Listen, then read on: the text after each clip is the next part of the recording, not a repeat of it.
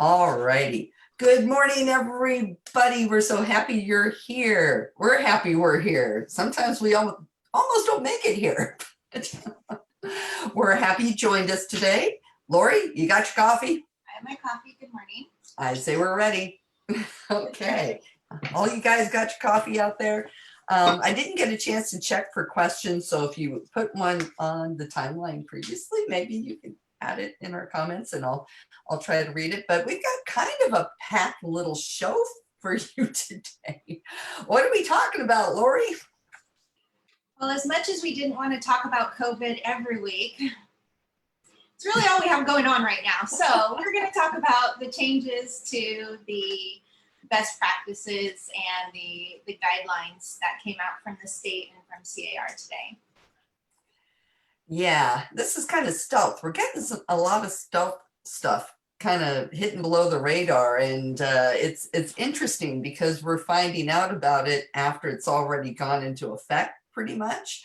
But let's see, what we're talking about today is the July 2nd revision of everybody's favorite book, the COVID guidelines. And we found some really good information on CAR for their FAQs. So when we're done, you guys might want to go read those because that's really good information there. But Lori, go ahead and tell us what's changing. Yeah, so, thanks to Roxanne last week who pointed it out that the BPPP had changed.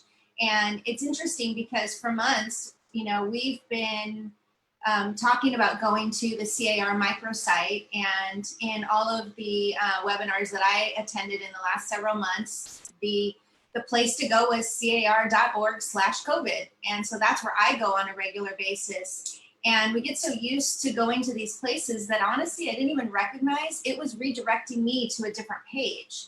So when Lisa and I were having a conversation on Saturday, she said, well, the document that's dated this. And I said, no, it's not. It's dated this. And we were arguing almost over turned it. into a brawl. A brawl via Zoom.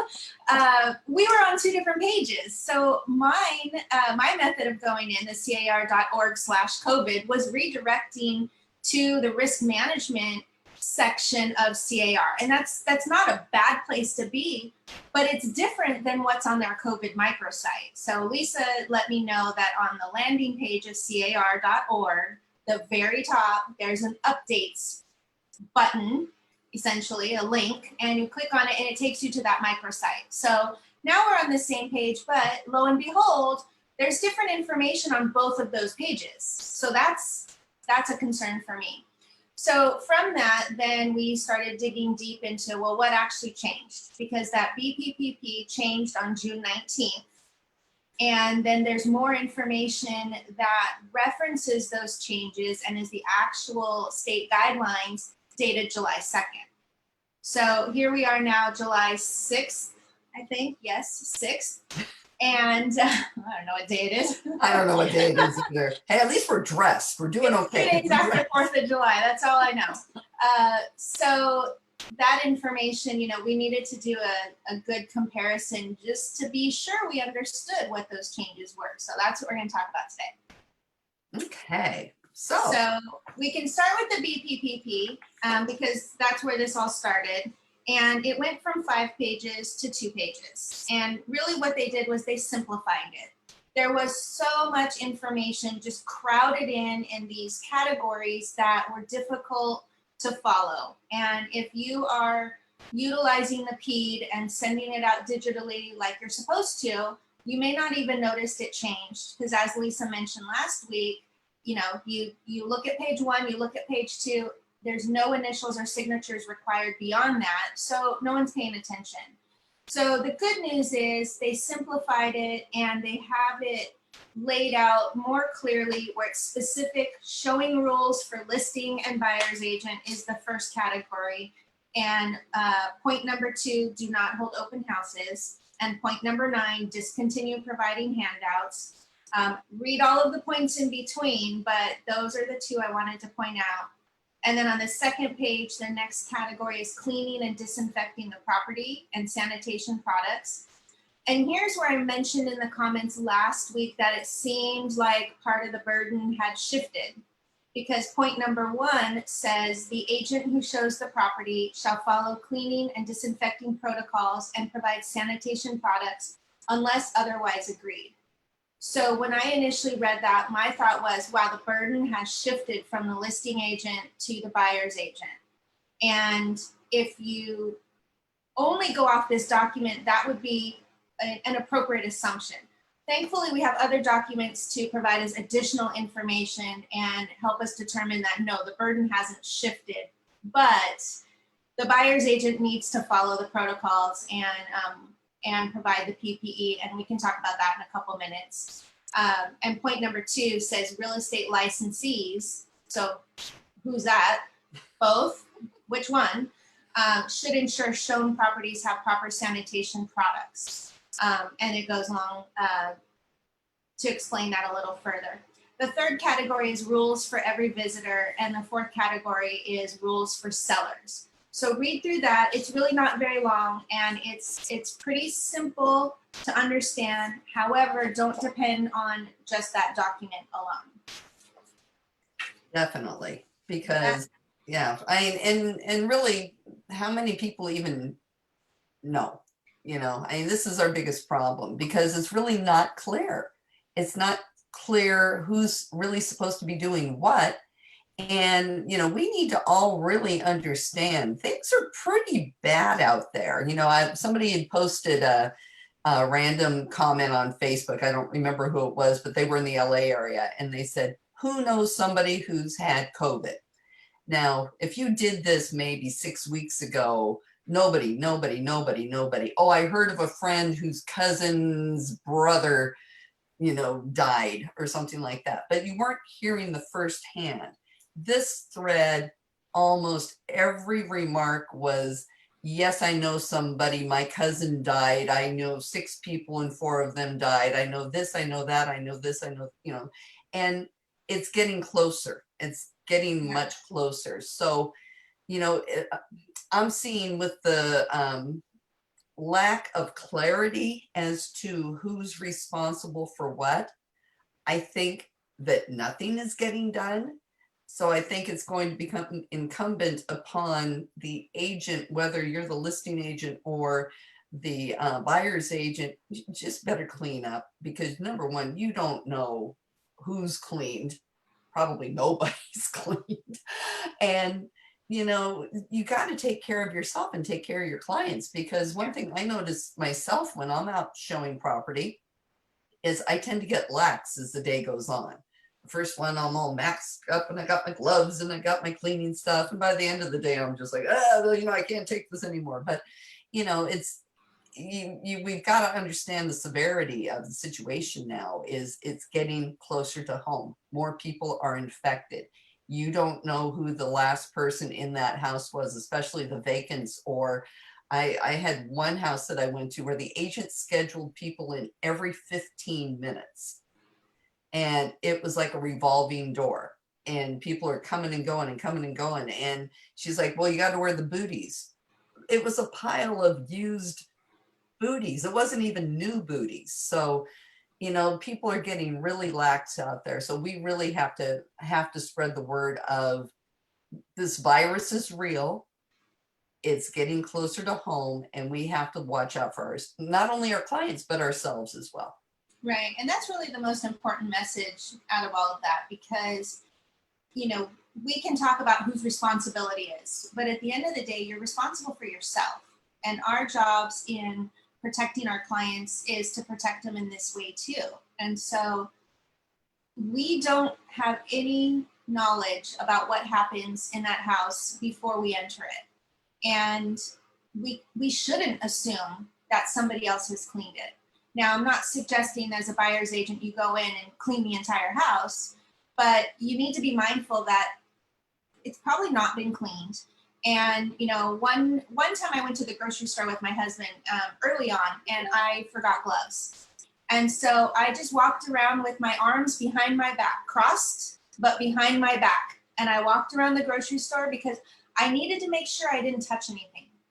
And that was the only way I could do it. Put your hands in your pockets. But that's kind of the mentality we have to go in with, is we have no idea. And let's just assume everything has a bunch of germs. and not touch it. And then should we as the agents sort of wipe things down? Well, if we don't touch anything, I don't think we should have to wipe things down, but whatever we touch, I'm gonna have a disinfectant wipe in my hand and wipe it down.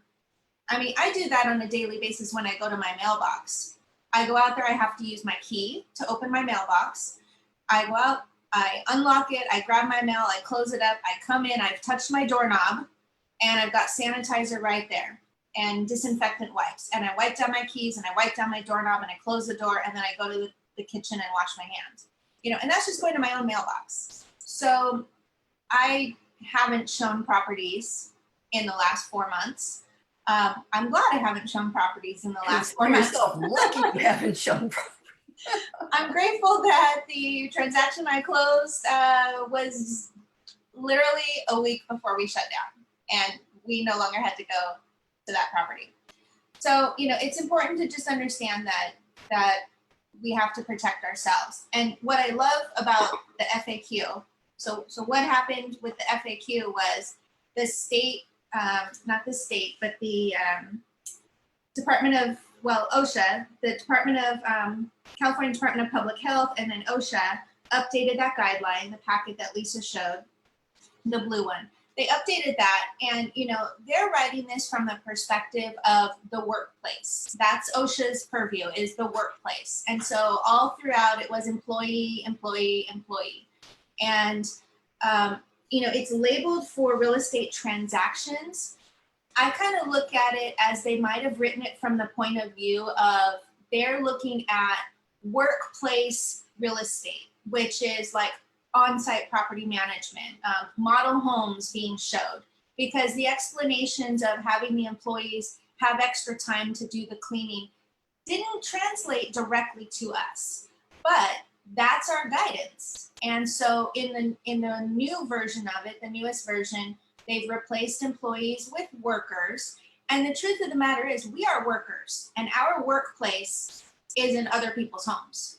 So we might have our office and we have our home office, certainly, but you know, their oversight includes our physical offices, which we have an office, but it also includes the places where we go to work, which includes the properties we're showing. So the language that was updated there really emphasized the mask requirement. So if you take a look at it, you know, there's now a full page. I think it's like page 3. Yep, it's the second page of text, and this whole page is about mask. And it wasn't in the previous one because at the time there wasn't a state mandate that you had to wear a mask. And this is some really interesting information in here because I don't think most people are following this. You know, they say people in California must wear face coverings when they are engaged in work, whether at the workplace or performing work off-site, when they're interacting in person with any member of the public, working in any space visited by members of the public, regardless whether anyone from the public is present at the time. There's some food things. This one I thought was interesting. Working in or walking through common areas such as hallways, stairways, elevators, and parking facilities. You know, our office, you know, we have an office in Rancho Santa Margarita, and we have communal restrooms. And it's like, you know, to me, the scariest part is going from our office to the bathroom and back, because I'm walking through there. I'm the only masked up person that I ever see in our office building. Nobody's, you know, nobody else is doing it. So if they're not wearing a mask in the halls to go get the mail or go up and down the stairs or whatever, I'm pretty sure they're not wearing one in the bathroom either. So, you know, they have to operate under the same thing. Anybody in any workplace has to operate under these. People are not doing it. So just be aware. You're touching doors, you're opening mailboxes. Like what Lori says, she's going to her house. Imagine what the office mailbox situation might be like. So, you know, and also any room or enclosed area where other people are present when unable to physically distance. So this is good information to know when you're just out and about what people are supposed to be doing, but we need to be following this carefully. Absolutely. And within that page, if you go online and you view it online, there's a hyperlink to look at what they've just labeled as guidance, and it's a 3-page guidance for the use of face coverings from California Department of Health. And it's interesting. There's a lot of duplication in their info that they've put in this OSHA document, but there's some other interesting information just for personal use. So I would recommend that. And you know, we can put the link of where to find this. I was going to say we could upload all these documents for you guys, but you need to know where to find it. You know, you can't just depend on us to provide it. Quite easy to find. Just go to the CAR website and just hop on. Don't go to legal documents like Lori, because you ain't going to find it there. Go to the the COVID microsite, and their update is right at the top right now, and that has a hyperlink in it to the guidelines. You know, most of the stuff that was changed, really, you know, besides the addition and expansion of face masks, a lot of it was changing the word out from employee to worker, especially in our industry. We need to not call people employees, we need to call them workers. And one thing that I thought that was interesting was topics for worker training.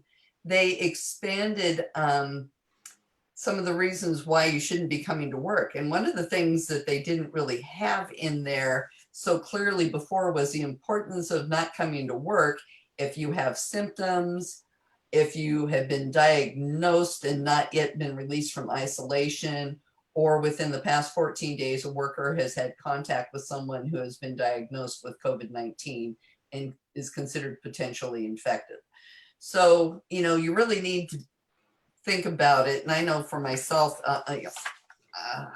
I'm hearing of, you know, a friend of mine had a slab leak, and they brought workers in to clean up the property. And thank God nobody was staying at the property when the cleaning was done, because it turns out that one of the workers has COVID-19. So, you know, they had to go in and Lysol down the entire place and, you know, scrub and do everything. But you can't control the other people. And and remember, we're getting to where it's one step away. So if you think you've been around somebody, you probably are better off staying at home for a couple of weeks and just, you know, work can survive. You can survive without going around, especially in our business, walking into people's homes if you've had a encounter. And I think we just all need to be aware that it's probably more likely than not, we're all going to be in that situation. Yeah, it's good information in here. I think they've updated it in such a way that it feels more relevant to how we operate. Mm-hmm. What else they got going? Well, and then from that, CAR updated their FAQ, and it's called FAQ Industry Guidance on Showings. And I'm certain that they will convert it to a format where we can easily print. Right now, it's just text on the web page, and so if you print it, it doesn't really print very well. So I just highlighted it and copied and pasted it into Word. And there's a lot of great information here. You know, they're pulling information from the OSHA document.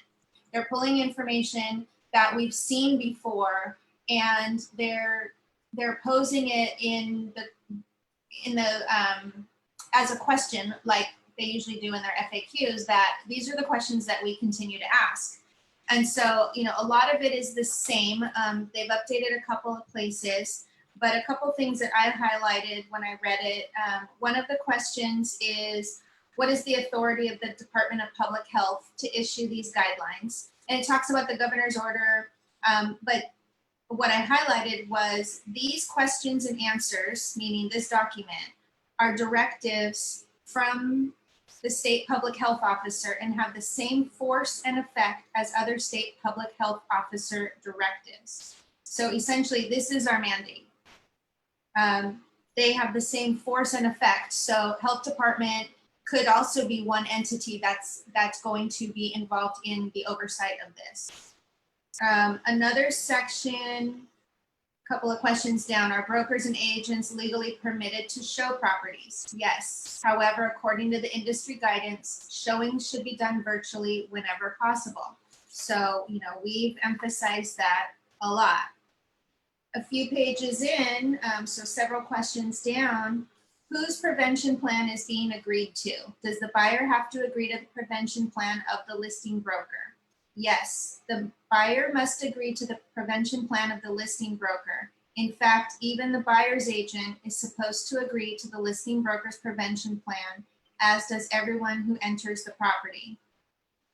Who is responsible for posting the rules for entry? So per the BPP, it's the listing agent's responsibility to make sure that the rules for entry are posted. However, it would be possible to have the buyer's agent agree to do this. Why did they even have to say that? Just make it the listing agent. But again, the agent whose plan is being implemented has the duty to regularly evaluate compliance with the plan and correct deficiencies identified. And then our favorite question: can I hold open houses? No. No. The industry guidance states, quotes, discontinue holding open houses and showings open to the general public on a walk-in basis. Use an appointment or digital sign-in process to control the number of people in the house or property, end quote. Okay, we got that. And people are doing that. They are getting, they're scheduling appointments and they feel compliant. However, it continues on. Open houses are generally understood to be on a walk-in basis without needing an appointment. Appointment-based systems are not really open houses in the general understanding of the industry and public. Therefore, to present a true picture under Article 12 of the Code of Ethics, one should conform to the normal understanding of the term. Keep in mind you are required to thoroughly clean the property between showings. So what this means is, if you want to do an open house in the general sense is considered a walk-in basis. And if you are misrepresenting that, you might be in violation of Article 12 of the Code of Ethics. So if you plan to do your open house, not really open house, don't call it an open house. Don't call it a virtual open house. You need to make sure that it's appointment only showings. And if you want to find a way to make it appear to be an open house, you better not use the words open house, or you're going to be in violation of Article 12 of the Code of Ethics. And it sounds like they're actually going to try to do some enforcement as well. That was one thing that the governor said. Now, what happens if they catch you? I have absolutely no idea. Kind of like those water saving fixtures, you know, I mean, yeah. But they can do anything at any time that they want. And I don't know, you know, that OSHA is one of the enforcement agencies out there. So we don't know who they are, what they do, where they're going, how they're finding people, what areas they're looking. I mean, you got to remember our previous real estate commissioner, Wayne Bell, used to drive around neighborhoods when he was in town to speak at different places looking for non-compliant signs. Okay, so you don't know who's out there looking for what. So, you know, number one, I don't think it's a good look myself. There's no way that I'm going to go into the area that I farm and put a bunch of signs up saying open house, open house, open house, and look irresponsible, because to me, that's what it looks like to me. I'm putting myself and my business ahead of my own personal safety, the safety of my homeowner, and the safety of the public. It appears to me an extremely selfish action. I'm wigged out when I find something left on my door still. You know, I don't, you know, if anybody's leaving a flyer on my porch, I'm like, good God, I don't want to touch this. How do I know, you know, who they are and where they've been? So, you know, you kind of have to think, what is the public perception of this? And, you know, perception's reality. If people see you out, you know, delivering flyers or holding open house, and they're part of the mindset that's not the loud people on Facebook, let's say, not the Karens of the world or whatever, but oh, that agent's not taking things seriously, that's going to stick with you. That's going to be something that you're not going to be able to erase out of the public's mind. So, we really need to think, and I'm not seeing a lot of agents doing it, but I'm seeing the same agents doing it. And my opinions of those agents has changed, because now it's like it's all about you, isn't it? It's just all about you and your business and having your signs up so the neighbors can see that you're busy. I mean, we all know that that's why these people are doing this, but is it really that important? Because the public's probably saying, yeah, I don't want to deal with that person. Yeah, you made some really good points there because, I know we sound like the no open house, advocates of the world. And, we're not trying to prevent our industry from doing business. We're really not. It's just we need to be really careful of that public perception. We need to make sure that we're not hurting our industry further because we already have a bad enough reputation. And so if we're out there and we're looking like we're being opportunistic because of this situation, that doesn't look good for any of us. It affects all of us. So, I know I keep saying no open houses, no open houses. That's because that's what our guidance tells us. And we have to follow the guidance. That's part of remaining in good standing with our local board of realtors and following the code of ethics. All of these rules apply to us for a reason because we are professionals. We are held to a higher standard and we should hold ourselves to a higher standard. But yes, you can still operate. You just need to operate within the guidelines and not trying to make the guidelines fit to your situation, to your desire. So if you want to hold appointment only tours, more power to you, do it. Just don't put out open house signs. Somewhere in here, it specifically says, I think it's in the CAR one pager, do not use open house signs, okay? It can't get any clearer than that. I didn't highlight that, so I'm not sure which page it's on, but it can't get any clearer than that. We have to make sure that we are meeting the expectations of these guidance because for your risk management, if you're not following the guidance, you're going to be in a world of hurt, not just from violating the code of ethics, but your E&O will most likely not be covered because now that's gross negligence. You did not follow the guidance. So a couple other points on this document. And before we move on from that point, I think a lot of these people are also thinking that the PED form's going to save them. But let's think about that. If you walk into an open house and you tell somebody, oh, here, use my pen and use my clipboard. And Jeff, I'm going to get to your question soon. But here, sign this PEAD form, which they're going to say, well, what's this? And maybe it gets explained to them. Maybe it doesn't get explained to them. So they sign it and date it. Do you have their contact information if this is a stranger? I mean, let's seriously think about this. I'm letting random strangers into somebody's property and I have no contact information because guess what? They're probably going to do to you what they did to you on an open house before this all started. They're probably going to give you bogus information because they don't want you bugging them.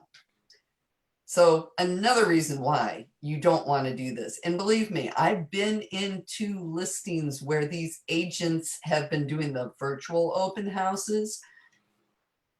They got flyers, they've got notepads, they're handing crap out. They might have a token bottle of hand sanitizer, more coffee. But really it's not safe. And I'm gonna interrupt for just a second because Jeff Campbell, he's been very persistent and we all know how Jeff Campbell can be. And Jeff's kind of out in the middle of nowhere doing business, and they have problems with Wi-Fi. They have problems, I guess, with people knowing how to do things electronically. And he's questioning do things electronically when you can, because he's saying he can't always. His clients are having to sign things because they don't have a Wi-Fi connection and stuff like that. Well, I know Jeff, and I know Jeff is a really good broker who is going to follow the rules very carefully. That potentially is a legitimate reason why you can't do it electronically. If if they have properties in areas that are more remote, I mean, we've all been there. Our GPS craps out on us. If you can't do it electronically, to me, that's a legitimate reason you can't. Now, does that mean if you're in the middle of San Diego, you can use that excuse? I don't think so. So I think it depends where you are. So you have to plan accordingly. And if you are sitting at an open house, relying on people in the nearby area to try to do things electronically, that's probably not going to work very well. And you have to have a backup plan for that. And I would say, it might be worthwhile to document what that plan is.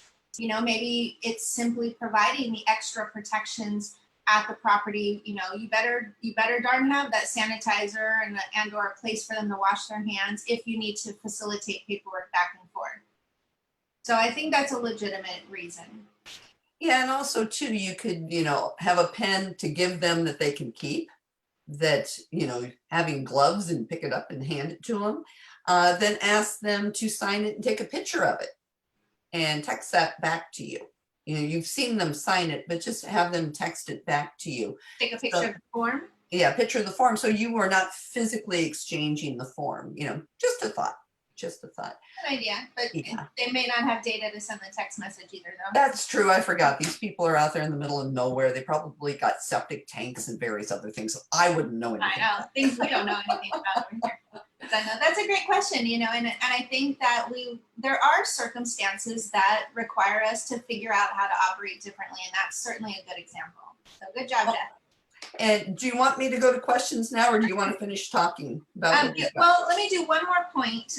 It references whose job is it to provide the sanitizer and masks, and it references the agent who shows the property shall follow the cleaning and disinfecting protocols and provide sanitation products unless otherwise agreed. And then it also states, as general risk management advice, we also recommend that all agents have these sanitation products at the ready, since if they show a property and the products are not available, then really you're violating the industry guidance in showing the property. So if you're a buyer's agent and you show up assuming the listing agent will provide that PPE and they don't, and you still show the property, you're in violation of the industry guidelines. So always have your stash with you.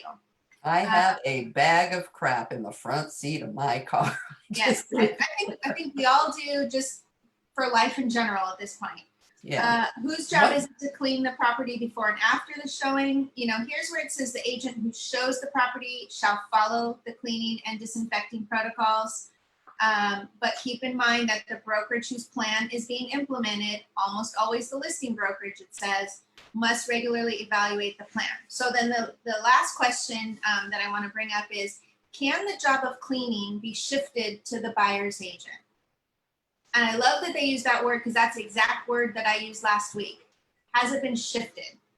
And so it says, while there is nothing in the industry guidance prohibiting this, the listing agent and broker will retain ultimate responsibility to ensure that the cleaning is done. So again, the effort to shift the responsibility is not a recommended risk management practice, since it will likely set up the listing agent and brokerage for a violation of the industry guidance. So, when we ask the question, well, whose job is it? Well, I'll go back to my general statement. It's all of our jobs, but ultimately that responsibility for ensuring the cleaning is done is on the listing brokerage. But as a buyer's agent, I'm going to be armed with my PPE, and I'm going to make sure that my disinfectant wipes touch everything we may have touched.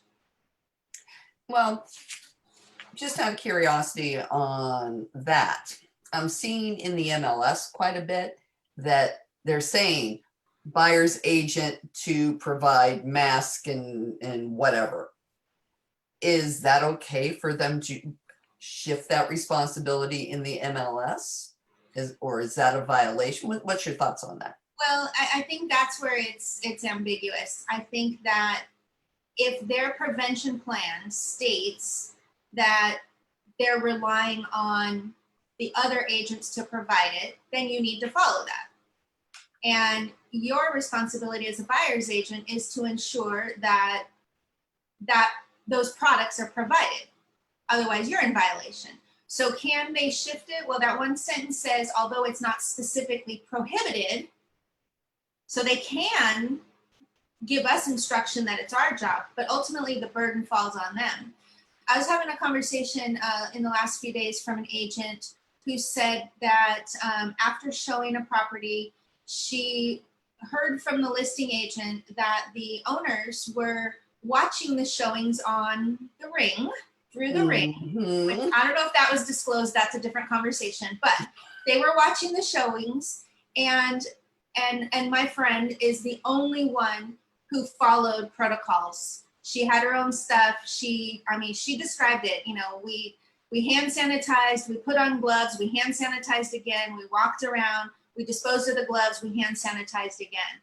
And so as the listing brokerage, if I am aware that my plan is not working, then it's my responsibility to adjust my plan. And so in that specific example, I think leaving the responsibility on the buyer's agents proved their plan doesn't work. Because if one out of, I don't know how many showed that day, it sounded like it was, you know, at least 4 or 5. If one out of 5, 20% of them followed the plan, that listing brokerage is at risk. They're in violation of the industry guidance. And the only one that was complying was the friend of mine. Ring doorbells are not your friend right now. If you're a buyer's agent, maybe even as a listing agent, because your clients are watching. Your clients are watching. Believe me, I know this as a fact. Your clients are watching you, and they're listening to the conversation you're having on the porch. They're watching to see if anything is being done. It's really kind of interesting because I had a listing where there was a Ring doorbell, and thank God the gal didn't have her subscription up to date, because then it would have all been recorded, but it was notifying her every time somebody was on her porch. And there were a lot of conversations going on, and she could hear all of them. So remember that. They're recorded, right? Yeah. So, well, hers, she could just watch it, but she didn't record it because she didn't pay her subscription. Okay. But most people pay for their subscriptions. So be very aware. And I think it's something we need to start putting in our listings, because people, when you say, you know, you have to notify somebody if they're being recorded, you know, or if there's recording devices in the home or whatever, we're forgetting about all those doorbells. And yeah, it hadn't even occurred to me when she mentioned it. I don't have one, so I don't think about it on a normal basis anyway, but that might be a proper time to implement that other new form, which is, I forget the name of it, the property visit and open house. I think it's PVOH. That's the new form that came out, you know, a week or 2 ago. You know, it may be worthwhile to include that along with the PEDS. I think I'm going to start doing that, because I got a new listing coming up that's got a Ring doorbell. Yeah, because it specifically references recording devices, and I'm sure it probably specifically mentions the doorbells. Yeah. I'll take a closer look. Definitely. There was one thing that I noticed here that made me extremely happy, because in the old rules, it was saying that people should be washing their hands, that there should be soap and water provided, and if not, then they can do hand sanitizer. They changed it where you can wash your hands or use hand sanitizer. So that made me quite happy to see that, because what did it say before? It said you had to do both? It said, oh gosh, I don't think I printed out the old page.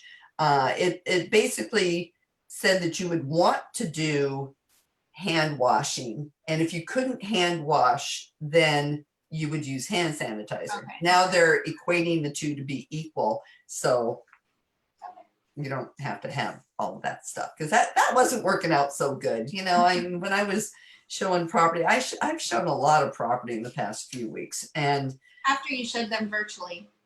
of course, oh no, believe me, yes, yes, I've spent a lot of time.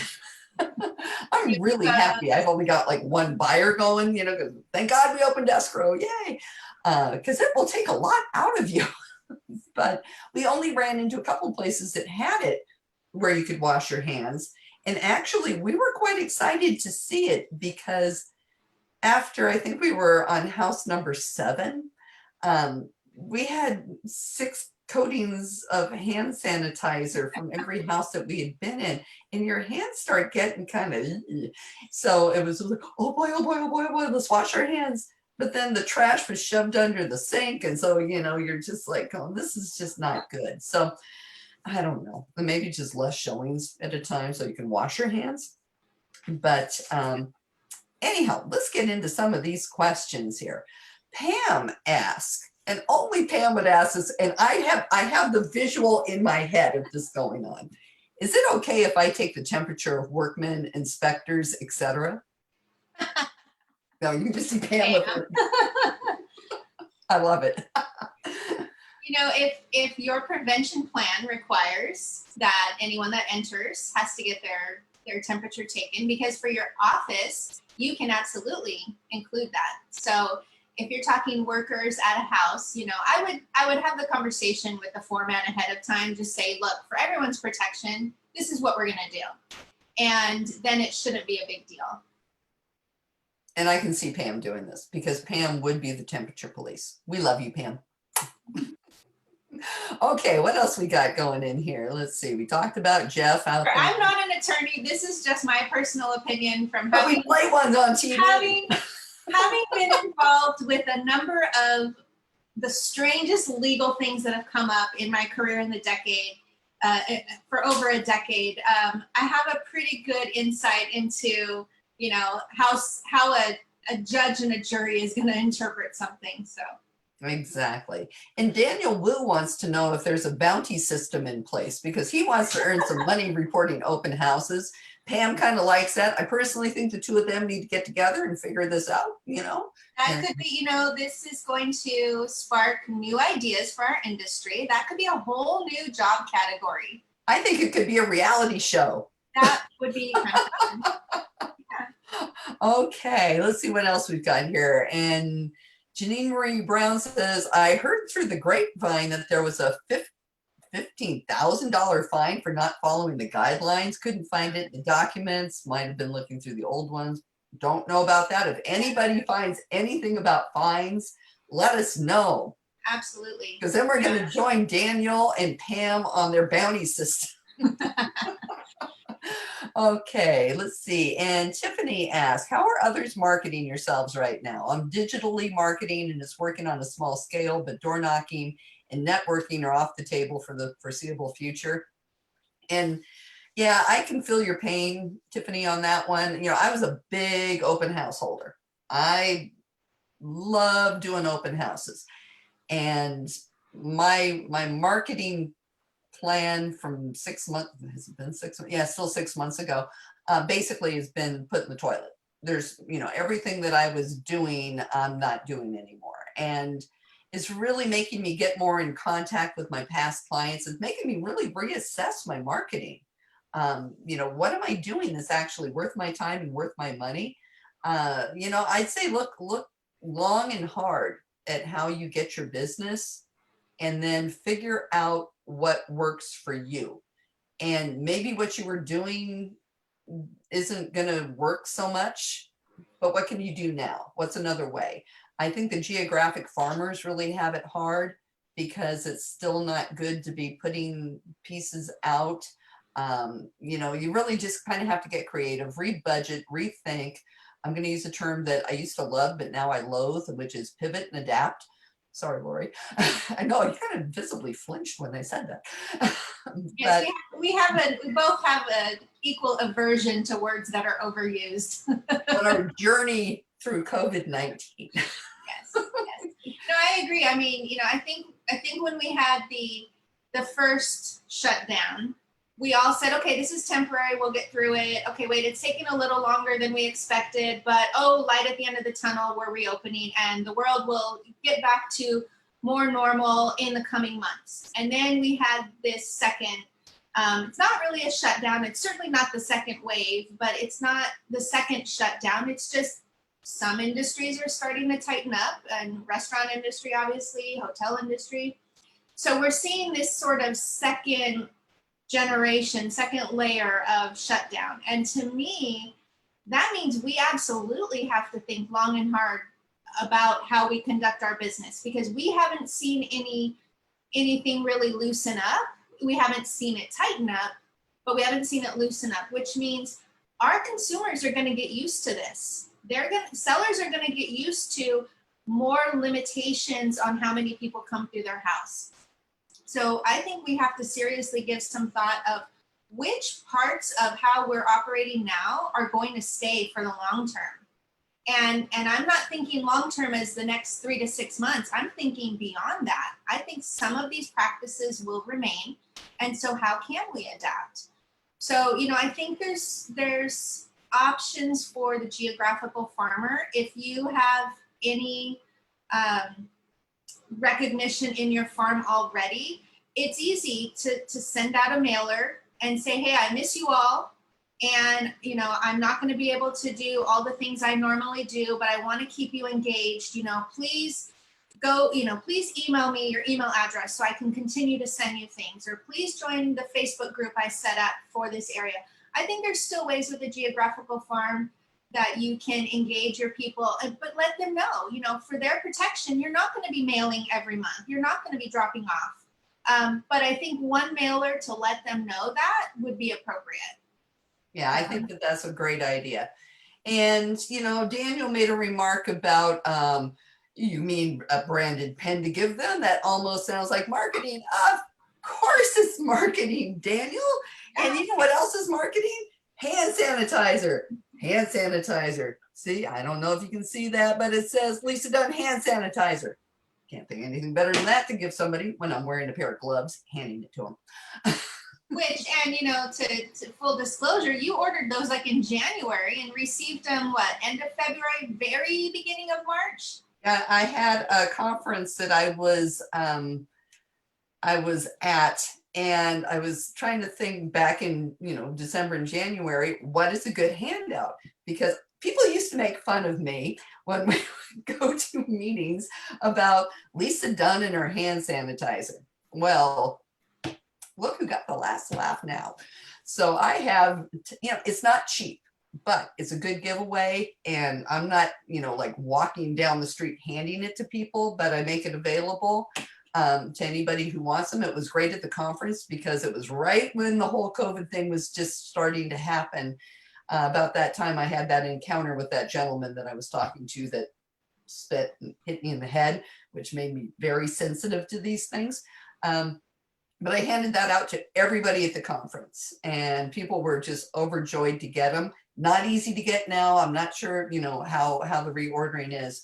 But, if you're going to do a giveaway, think about something that's like really worth it. A pen is always good, especially it's like, you know what, here's a pen. I don't, to sign this, I don't want it back. Keep the pen after you've, cleaned it up with hand sanitizer or whatever. But, you can still market. You just have to be smart. You just have to really get creative and smart. And really, for those of us that love the business, we're going to find a way to keep going. I'm busy as all get out, and it's not through. No, it's actually through my social group that I really kind of took for granted until right now. And this has been the source of my business. So I'm really nice and busy and enjoying things, with people that know me. So I really don't have to get out there and put flags up in the neighborhood. And, I think we all just need to take a long, hard look at how we've been doing things and what we can do to change and be more efficient. And it was interesting, Lori, that you mentioned how we might be doing things different from here on out.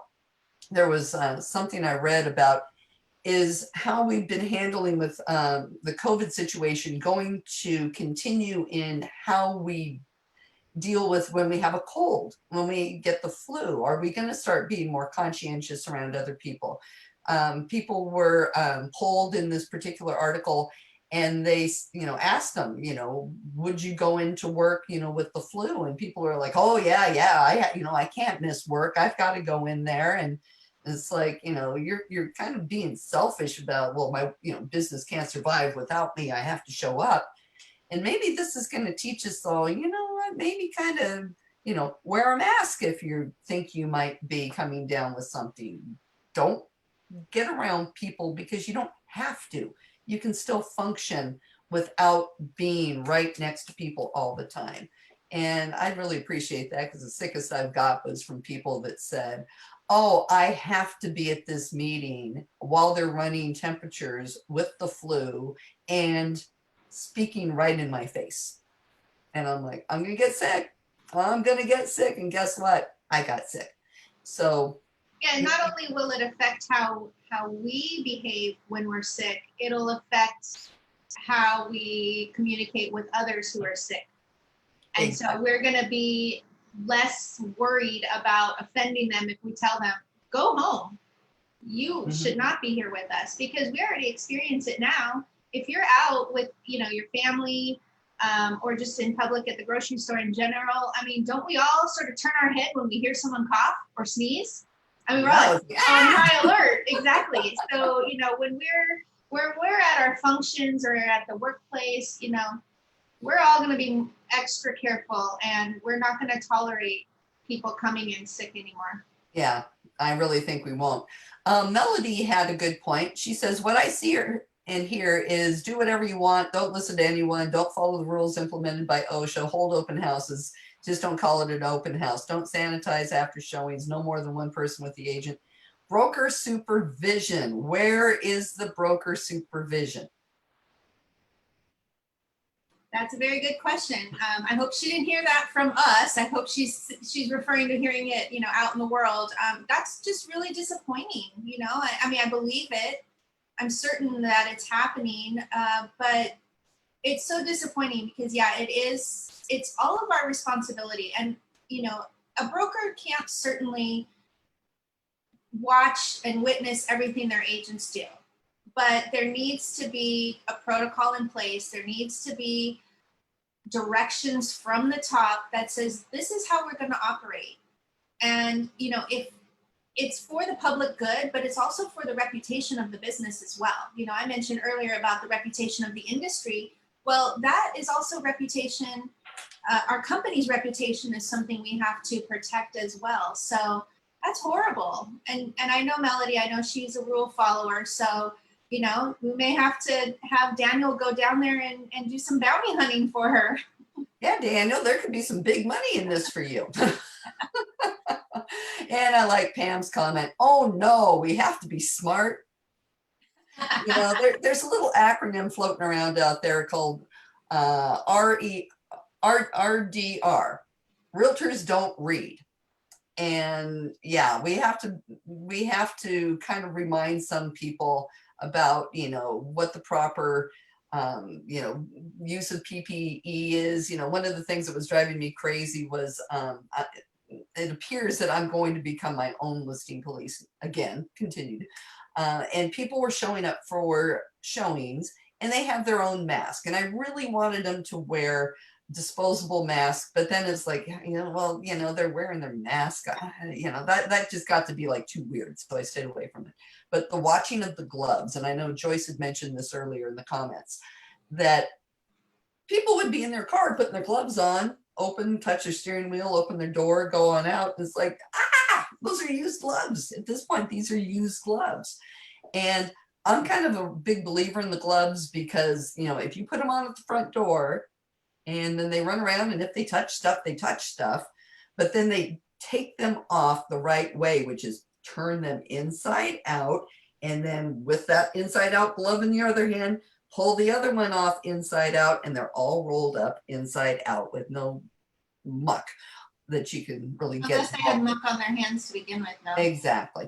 But they need to put them on when they come in, take them off when they go out. Disposable mask, put them on when they go in, take them off when they go out. Shoe covers, put new, fresh clean shoe covers on when you go into the house. Take them off, throw them in the trash when you're done. This reusing shoe covers business is disgusting. Or when they say take off your shoes. Well, you're making me cover my shoes, so why do I want to be walking around here in my socks? Let's really think about, it's not, are we worried about the carpet or are we worried about germs? Which one is it? Shoe coverings, if you're going to go that route, go new shoe coverings. Let's see. Oh, it's getting late here. Let's see. Daniel Wu, sorry. Use that bounty money to go find some black market hand sanitizer. That's all I can tell you about that. Let's see. Oh, and Tiffany Daniel is such a comedian. Oh, he just gets better. You're going to have to read these comments. And Tiffany Lammer says, so true. When I actually read my entire brokerage agreement, my broker complimented me for reading it. Apparently most don't. So yeah, most don't. One last thing okay, let's say we're reading the MLS thing where the listing agent says you need to bring your own gloves and mask and shoe covers. Could I challenge them to say, show me when your best practices where it says I have to bring them? You could. You'd ask for their prevention plan. And let's all take guesses. How many people even remotely think that these agents even know what their brokerage prevention plan is? Okay, Harry, we know you're not going to use shoe coverings. Okay, feel free to put your guesses in here. Not that we're ever going to know because, well, we know realtors don't read. You know where ours is. We know where ours is. Yes. Yeah, you guys can only imagine how complete's the word I use for Laurel Real Estate Resources compliance, because our broker of record is also the queen of compliance. So but thank you, Lana, for saying great information. I hope everybody got something out of this today. Lori, do you got any parting thoughts, comments, words? I just strongly urge everybody to go to the site, print out all the information, read it, and make sure that you share it with others. Make sure that we're educating our fellow realtors, whether it's within your brokerage or outside, that's outside of your brokerage. It's the only way everyone's going to find out. Exactly. Well, and if anybody has any ideas for things for us to cover next week, unless something crazy happens, which I'd like to say that wouldn't be the case, but I bet something crazy is going to happen. Yeah. We got a late ad on the questions. Let's say we follow all the rules and get a property in escrow. How are the inspections being handled? I had one recently that the buyer was relocating, so I waited outside in mask for inspector to finish. But what if I have buyers that want to come in? The buyers can come in. So in the guidance, it talks about the buying parties being allowed to go in. You have more control over it once you're in escrow. Before you're in escrow and you're just showing, the language states to show virtually when possible. And so, at some point it's just no longer possible because these buyers want to get in, and you can have pre-scheduled appointments. But once you're in escrow, you have a little more freedom. And, I think that you're doing great with staying in the car and allowing the buying party to go in. Now, you have to coordinate with the home inspector. The home inspector might prefer to be in there by him or herself. And so, just make sure you have that conversation, because ideally the home inspector's in there by himself doing his report, maybe then inviting the buyers in, at the very end to kind of walk through real quickly with the appropriate social distancing. A lot of home inspectors are doing that through like FaceTime, they're just walking them through. So you can have the buying party in there, but a lot of the language references still really like 2 people at a time, 2 people plus their agent. So just, be mindful of that. The requirement is still to social distance. So you don't want to bring in the whole family. Like Lisa, you were going to be taking your buyer yesterday wasn't it for their home inspection or to show the family or something? Mm-hmm. And how many people ended up coming? There was a total of 6 of us there. Okay. And so you had them go in 2 at a time. I kind of had some go see one part of the house while the other was in the backyard, and kind of tried to rotate. And I tried to stay away from everybody. I was more like the traffic cop. Was it perfect? By God, no. Did most of these people live in the same household? Yes. So it was mainly keeping the people that didn't live in the same household away from each other. Because if they're all in the same household, I mean, you know, there was 3 to 4 of them that were kind of traveling in a pack, which was fine because they're all, you know, it's just like going out to dinner at that point. You know, when people go to a restaurant, it's supposed to be with people in your household, which we know nobody's going out to dinner with people in their household. They're getting together with friends. But, you know, I tried my best. I'm not going to say it was perfect by any means, but everybody was masked up. Everybody had gloves. You know, I feel good about it. I wiped down everything that I could when I was done. So, you know, I feel that I did the best that I could. But that's like the only time we're going to have that many people in there. And hopefully I don't have to do it again. But one last question though. Somebody had put in here saying if you're going to have like workers come in for something, let's say maybe an inspector, you're ordering from an inspection company and they send an inspector in. Does the inspector sign the PED form, or does the company sign the PED form, or perhaps would both of them sign it? It's whoever's entering the property is required to sign. Okay. So I think, again, you know, have a conversation with that company and find out what their prevention plan is, because they will have protocols for them to go onto a work site as well. And you want to make sure that there's alignment with your plan or the listing agent's plan, so that everyone's on the same page. You know, it's easy to have those conversations. You know, what are your protocols? Like my dad was going to a doctor's office the other day, and he's in his 70s. He was worried about going, and when they called to confirm, he said, you know, what's your plan? How is this going to work? He wanted to know ahead of time, because he had gone to a different appointment to have blood drawn, and they were only allowing like one person in the waiting room. So the hallway was cluttered with people, and that made him very uncomfortable. And he had to park way too far to go out and sit in his car. So he had to find a place. So I think it's appropriate now to just ask, you know, what's the plan? I want to make sure that I can keep my distance. I want to make sure your people are safe, and anyone that I'm bringing in around your people are going to be safe. Exactly. I would just ask. Yep, that's about the best we can do nowadays. So I'm going to go find my best mask and my best gloves, and I'm going to go meet a photographer for my new listing. So with a Ring doorbell. Okay. So on that note, thank you. We had a great crowd today. We had lots of people join us live. So that was really wonderful. Thank you all for taking some time out in your day. And again, give us comments on anything that you would like us to talk about, any topics we haven't covered.